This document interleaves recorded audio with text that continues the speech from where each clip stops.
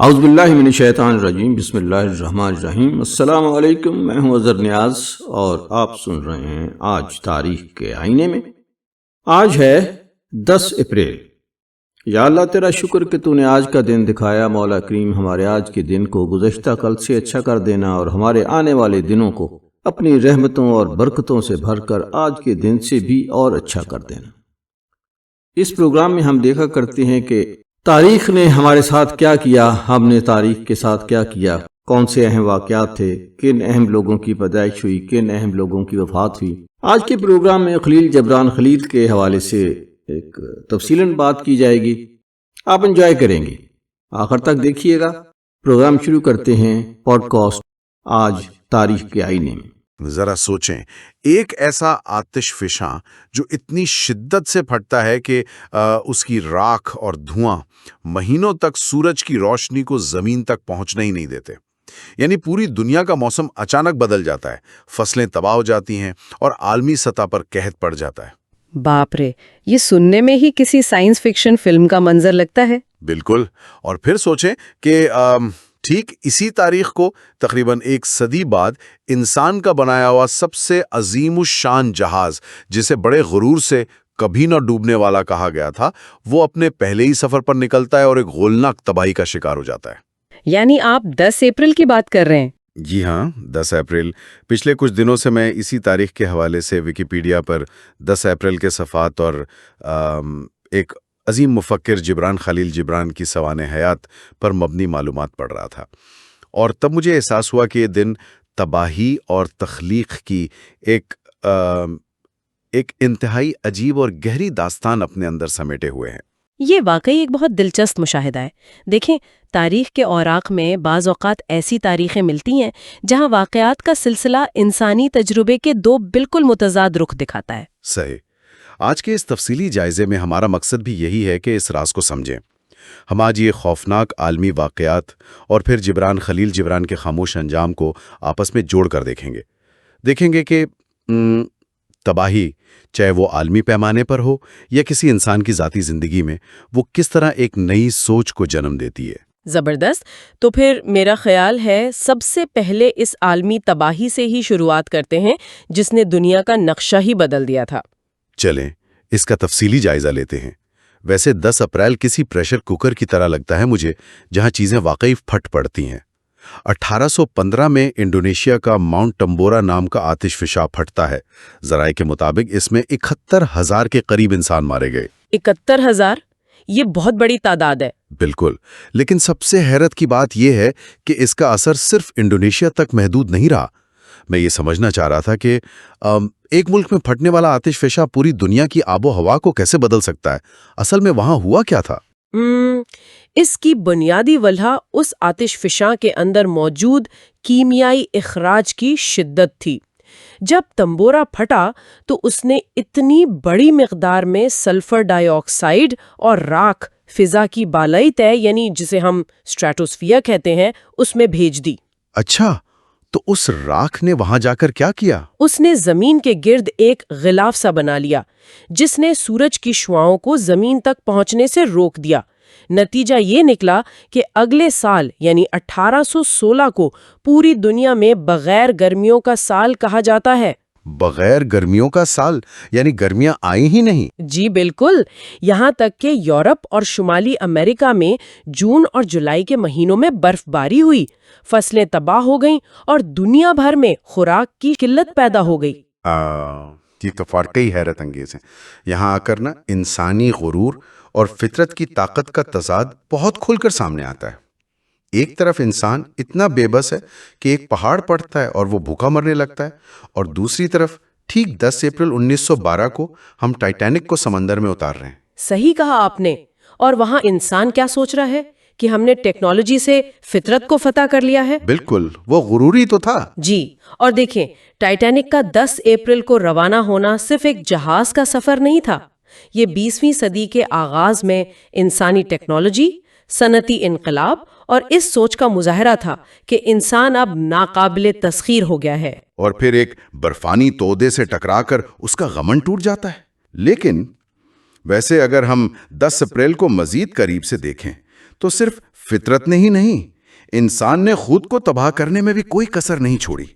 ہماری اپنی ہسٹری میں دیکھیں، 1988 کا اوجری کیمپ کا سانحہ۔ اوجری کیمپ، وہ واقعی ایک دل دہلا دینے والا واقعہ تھا۔ بالکل، راولپنڈی اور اسلام آباد کی گنجان آبادی کے بالکل بیچوں بیچ گولہ بارود کا وہ عظیم ذخیرہ۔ اچانک دھماکہ ہوتا ہے اور آسمان سے میزائلوں اور راکٹ کی بارش شروع ہو جاتی ہے، اور اس میں تقریباً 1300 لوگ اپنی جان سے گئے۔ صحیح، اور یہ صرف جانی نقصان نہیں تھا، اس نے ان جڑواں شہروں کی نفسیات کو ایک بہت گہرا زخم دیا۔ اصل میں یہ سرد جنگ اور افغان جنگ کے دور کا بارود تھا نا، جو آبادی کے درمیان پڑا تھا۔ جب وہ پھٹا تو اس نے لوگوں کے ذہنوں میں یہ خوف بٹھا دیا کہ ان کے اپنے گھر، ان کی اپنی گلیاں اب محفوظ نہیں رہیں۔ یہ پورا ایک نفسیاتی ٹراما تھا، لیکن جیسا کہ ہم نے شروع میں ذکر کیا، 10 اپریل صرف تباہی کی تاریخ نہیں ہے، خیر سے یہ تباہی کے بعد کی تعمیر کا بھی دن ہے۔ مثلاً 1998 میں اس دن ایک بہت اہم معاہدہ ہوا تھا۔ آپ ناردرن آئرلینڈ کے بیلفاسٹ اگریمنٹ کی بات کر رہے ہیں، جسے گڈ فرائیڈے اگریمنٹ بھی کہتے ہیں۔ جی بالکل وہی۔ اب ایک طرف دھماکے اور جنگیں ہیں اور دوسری طرف امن کا معاہدہ۔ میں یہاں یہ پوچھنا چاہ رہا تھا کہ یہ معاہدہ اتنا کامیاب کیوں رہا؟ اس سے پہلے بھی تو وہاں لہو لہان تاریخ رہی ہے، اس میں کیا خاص تھا؟ دیکھیں، اس کی کامیابی کی سب سے بڑی وجہ اس کا اندرونی ڈھانچہ تھا۔ اس معاہدے نے صرف جنگ بندی کا اعلان نہیں کیا، بلکہ پاور شیئرنگ کا ایک بڑا پیچیدہ لیکن متوازن نظام بنایا۔ پاور شیئرنگ یعنی دونوں فریقوں کو حصہ دیا۔ جی ہاں، پروٹیسٹنٹ اور کیتھولک دونوں کو یہ احساس دلایا گیا کہ ان کی سیاسی اور ثقافتی شناخت محفوظ ہے۔ اس نے دہائیوں کی دشمنی کو ایک آئینی شکل دے دی۔ جب انسان تباہی کے بعد بیٹھ کر ایک بیلنس بناتا ہے نا، تو امن کا راستہ نکل آتا ہے۔ صحیح پوائنٹ کی بات ہے یہ۔ تباہی اور صدمات ہی دراصل ایک نئی سوچ کی بنیاد رکھتے ہیں، اور میرا خیال ہے یہی وہ نقطہ ہے جہاں ہم عالمی ہنگاموں سے نکل کر ایک انفرادی اور فردی زندگی کی طرف آتے ہیں۔ 10 اپریل 1921 کو دنیا نے ایک ایسے شخص کو کھویا جس کی زندگی کسی تمبورا یا ٹائٹینک سے کم تباہ کن نہیں تھی۔ آپ جبران خلیل جبران کی طرف اشارہ کر رہے ہیں؟ جی ہاں، اور انہی صدمات نے انہیں اتنا بڑا ادیب بنایا۔ ان کی ابتدائی زندگی کے بارے میں ذرائع کیا بتاتے ہیں؟ ان کی کہانی واقعی دل کو چھو لینے والی ہے۔ ان کی پیدائش 6 جنوری 1883 کو لبنان کے شہر بشاری میں ہوئی، جو اس وقت سلطنت عثمانیہ کا حصہ تھا۔ ان کا بچپن بالکل بھی پرسکون نہیں تھا۔ کیوں؟ وہاں کیا مسئلہ تھا؟ مسئلہ ان کے والد کی طرف سے تھا۔ ان کے والد کو جوئے کی شدید لت تھی۔ وہ ایک مقامی عہدے پر کام کرتے تھے جہاں ان پر غبن اور کھٹ بڑھ کا الزام لگا۔ نتیجتاً انہیں قید کر لیا گیا اور ساری جائیداد ریاست نے ضبط کر لی۔ اف، یہ تو کسی بھی بچے کی نفسیات کے لیے بہت بڑا صدمہ ہے۔ بالکل، اور اسی واقعے نے ان کی زندگی میں ہجرت کی بنیاد رکھی۔ 1895 میں ان کی والدہ کمیلا نے ایک انتہائی ہمت والا فیصلہ کیا۔ وہ جبران، ان کی 2 بہنوں سلطانہ اور ماریانہ اور بھائی پیٹر کو لے کر امریکہ چلی گئیں۔ یعنی بوسٹن شہر میں، ذرا اس وقت کی کیفیت کو سوچیں۔ ایک اکیلی عورت جس کا شوہر قید میں ہے، وہ ایک بالکل نئے ملک اور ثقافت میں آتی ہے، اور بچوں کو پالنے کے لیے گھر گھر جا کر کپڑے اور لیس بیچتی ہے۔ وہاں انہیں بہت غربت کا سامنا کرنا پڑا۔ ویسے یہاں ایک مزے کی بات بھی ہے۔ ذرائع بتاتے ہیں کہ ان کا اصل نام جبران بن خلیل بن مکھائل تھا، لیکن بوسٹن کے اسکول میں داخلے کے وقت رجسٹر پر نام میں غلطی ہو گئی اور وہ ہمیشہ کے لیے خلیل جبران بن گئے۔ جی، یہ ایک دلچسپ اتفاق تھا۔ خیر، اس ہجرت نے جبران کی سوچ پر بہت اثر ڈالا، لیکن ان کا خاندان چاہتا تھا کہ وہ اپنی زبان نہ بھولیں، تو کچھ عرصے بعد انہیں واپس بیروت بھیج دیا گیا اپنی تعلیم مکمل کرنے کے لیے۔ صحیح، لیکن جب وہ 1902 میں واپس بوسٹن آئے تو تباہی میں ان کا انتظار کرنا شروع کر دیا تھا۔ ہاں، یہاں آ کر کہانی بہت دردناک ہو جاتی ہے۔ چند مہینوں کے اندر ان کی 14 سالہ بہن سلطانہ تپے دیخ یعنی ٹی بی سے انتقال کر گئیں۔ اور صرف وہ نہیں، ان کا بھائی پیٹر بھی ٹی بی کا ہی شکار ہوا ہے نا؟ جی، اور پھر ان کی والدہ بھی کینسر جیسے موذی مرض میں مبتلا ہو کر چل بسیں۔ پورا خاندان تقریباً ختم ہو گیا۔ صرف ایک بہن میریانا بچیں جو درزی کے پاس کام کر کے گھر چلاتی تھی۔ دیکھیں، یہاں میں ایک سوال اٹھانا چاہتا ہوں اور تھوڑی بحث کرنا چاہتا ہوں۔ اس دور میں 20ویں صدی کے آغاز میں امریکہ آنے والے بہت سے تارکین وطن غربت اور بیماریوں سے گزر رہے تھے۔ ٹی بی تو اس وقت عام تھی، بالکل، اس وقت یہ وبائی شکل میں تھی۔ تو پھر ہر کوئی تو ان صدمات سے گزر کر جبران خلیل جبران جیسا عظیم فلسفی نہیں بن گیا نا۔ تو ہم یہ کیسے کہہ سکتے ہیں کہ صرف ان دکھوں نے ہی انہیں اتنا عظیم بنایا؟ ان میں سے کیا خاص بات تھی؟ یہ بہت اچھا اور تنقیدی سوال ہے۔ دیکھیں، جبران کی انفرادیت صرف ان کی تکلیف میں نہیں تھی، بلکہ ان کے زاویہ نگاہ اور ان کے پس منظر میں تھی۔ ان کے پاس دو بالکل مختلف دنیاؤں کا تجربہ تھا۔ یعنی مشرق اور مغرب کا؟ جی، ایک طرف لیبنان کی وہ قدیم صوفیانہ مٹی تھی اور دوسری طرف بوسٹن کا تیزی سے ترقی کرتا مادی معاشرہ۔ جب انہوں نے موت اور درد کو اتنے قریب سے دیکھا تو ان کے اندر کا وہ لیبنانی صوفی بیدار ہو گیا۔ انہوں نے ان دکھوں کو اپنی انا توڑنے اور پوری انسانیت کے درد سے جڑنے کے لیے استعمال کیا۔ اچھا، یہ بات سمجھ میں آتی ہے۔ یہ ایسا ہی ہے نا جیسے پسے ہوئے پھولوں سے عطر نکالا گیا ہو۔ پھول کو جتنا زیادہ دبایا جائے گا، کچلا جائے گا، اس کی خوشبو اتنی ہی تیز اور خالص ہوگی۔ کیا خوبصورت تشبیہ دی ہے آپ نے، بالکل ایسا ہی ہے۔ جبران کی بصیرت اسی کچلے جانے کی پیدائش تھی۔ وہ کوئی ایسے آرام دہ لائبریری میں بیٹھنے والے دانشور تو تھے ہی نہیں۔ انہوں نے فلسفہ غربت کی سڑکوں، اسپتالوں کے چکروں اور اپنے پیاروں کی قبروں پر کھڑے ہو کر سیکھا۔ اور اسی خالص پن نے ان کے فن کو وہ مقام دیا جس نے دنیا کو حیران کر دیا۔ لیکن دیکھیں، ان کا یہ تخلیقی سفر تنہا نہیں تھا۔ ان کی زندگی میں ایک بہت اہم شخصیت آئیں، میری الزبتھ ہسکل۔ ان کا ذکر ذرائع میں بہت کھل کر ہوا ہے۔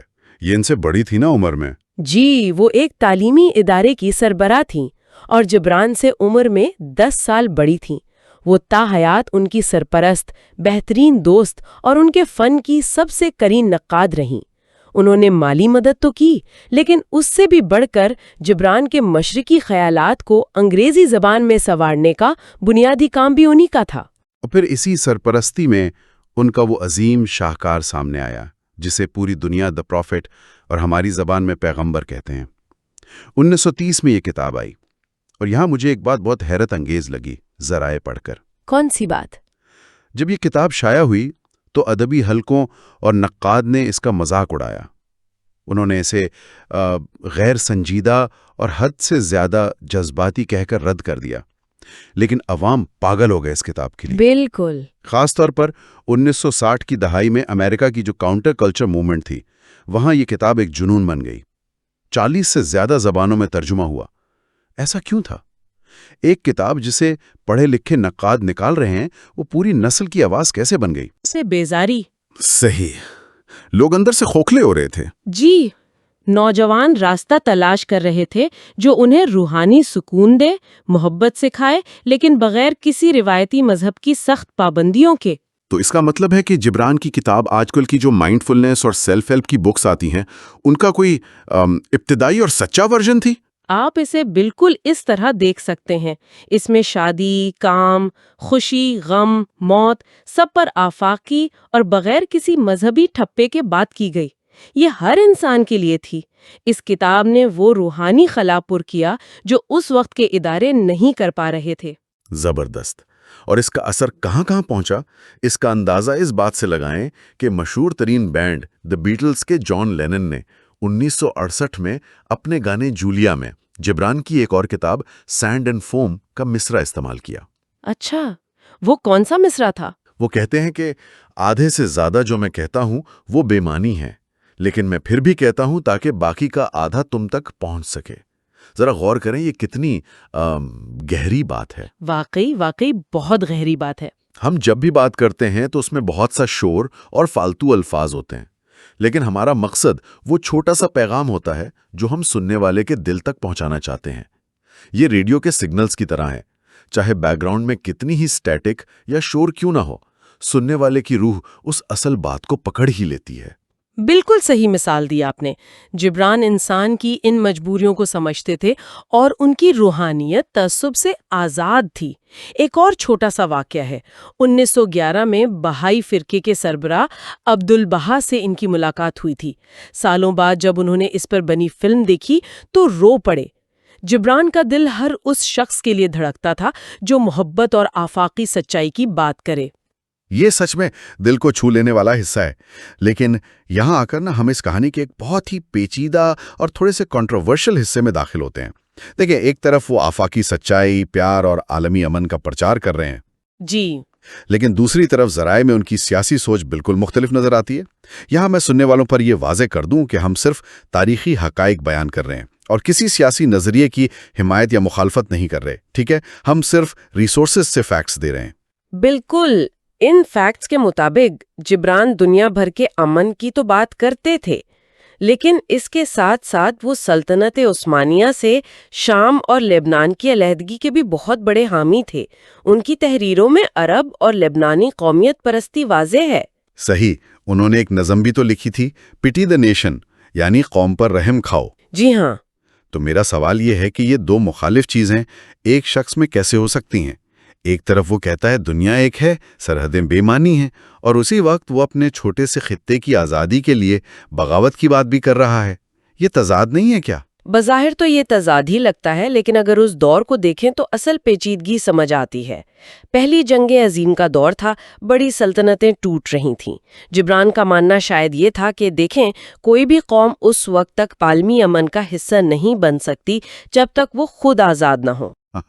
یعنی عالمی شہری بننے سے پہلے اپنے گھر کا آزاد ہونا ضروری ہے۔ بالکل، کیونکہ ان کے اپنے لوگ قحط اور پریشانیوں کا شکار تھے، اس لیے ان کا دکھ اس بغاوت کی شکل میں سامنے آیا۔ یہ تشریح واقعی منطقی لگتی ہے۔ انسان ایک وقت میں کئی شناختیں لے کر چل سکتا ہے، اور جبران نے یہ ساری عمر کیا۔ لیکن پھر دنیا کے تمام عالمی ہنگاموں کے بعد 10 اپریل 1921 کا وہ دن آئی گیا۔ نیو یارک میں 48 سال کی عمر میں ان کا انتقال ہو گیا۔ اور موت کی وجہ بھی جگر کی خرابی اور وہی تپے دگ یعنی ٹی بی کی بیماری تھی جس نے ان کے بچپن میں ان کا پورا خاندان چھینا تھا۔ جس شخص نے اپنے لفظوں سے پوری دنیا کے زخموں پر مرہم رکھا، وہ آخرکار اندر سے اپنی ہی بیماریوں سے لڑتا ہوا چپ چاپ چلا گیا۔ جی، ان کی وفات کے بعد میری ہیسکل اور ان کی بہن نے انہیں واپس لیبنان میں دفن کیا، جہاں اب جبران میوزیم ہے۔ لیکن ان سب سے بڑھ کر ان کی قبروں پر لکھا ہوا خطبہ بہت متاثر کن ہے۔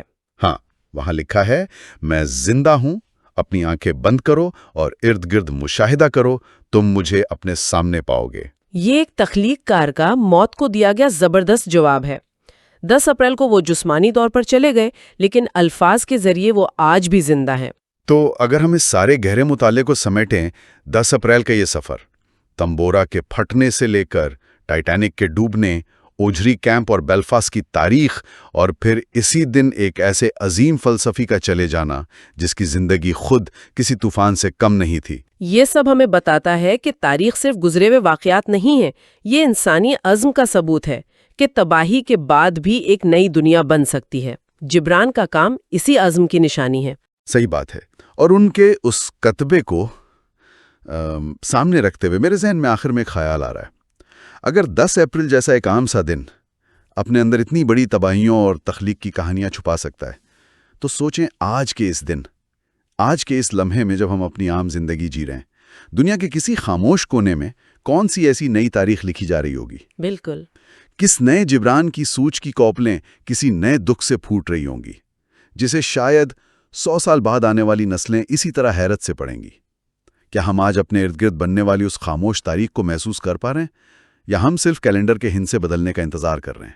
سننے والوں کے لیے آج کی اس گفتگو اور اس سوچ کو ہم یہیں پر چھوڑتے ہیں۔ اس وقت میرے ہاتھ میں خلیل جبران کی ایک کتاب ہے۔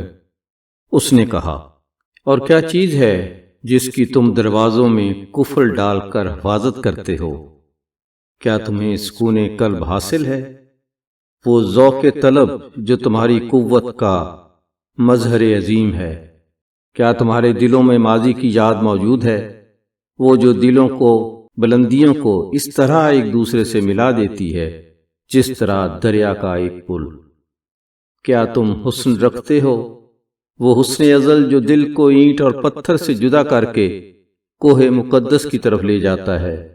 مجھے بتاؤ، ہے تمہارے گھروں میں کوئی ایسی جنس یا تمہارے پاس کچھ بھی نہیں سوائے آسائش کے؟ آسائش وہ چور جو پہلے تمہارے گھر میں مہمان بن کر آتا ہے، پھر میزبانی کرنے لگتا ہے اور پھر مالک بن بیٹھتا ہے، پھر وہ تم سے کھیلتا ہے اور تمہاری اعلیٰ خواہشوں کو زبردستی اپنا کھلونا بنا لیتا ہے، مار مار کر، باندھ باندھ کر۔ اس کے ہاتھ ریشم کی طرح نرم مگر اس کا دل فولاد ہے۔ وہ تمہیں اپنے گیت سنا سنا کر بچوں کی طرح سلا دیتا ہے تاکہ تمہارے بستر پر کھڑے ہو کر جسم فانی کی کمزوریوں پر حقارت کے ساتھ طعنہ زن ہو۔ وہ تمہاری عقل سلیم پر استہزاء کرتا ہے اور پھر اس کو نرم گدوں میں اس طرح لپیٹ دیتا ہے جس طرح شیشے کے نازک ترین برتن لپیٹے جاتے ہیں۔ سچ یہ ہے کہ آسائش کی طلب اور تمنا روح کے جذبہ اعلیٰ کا خون کا ڈالتی ہے۔ یہ تھے جی خلیل جبران۔ اس کے ساتھ ہی اظہر نیاز کو اجازت دیجیے، زندگی رہی تو کل ملاقات ہوگی انشاءاللہ۔ اللہ تعالیٰ آپ کو آسانیاں عطا فرمائے اور آسانیاں تقسیم کرنے کی توفیق عطا فرمائے۔ کتاب پڑھا کریں۔ اللہ حافظ۔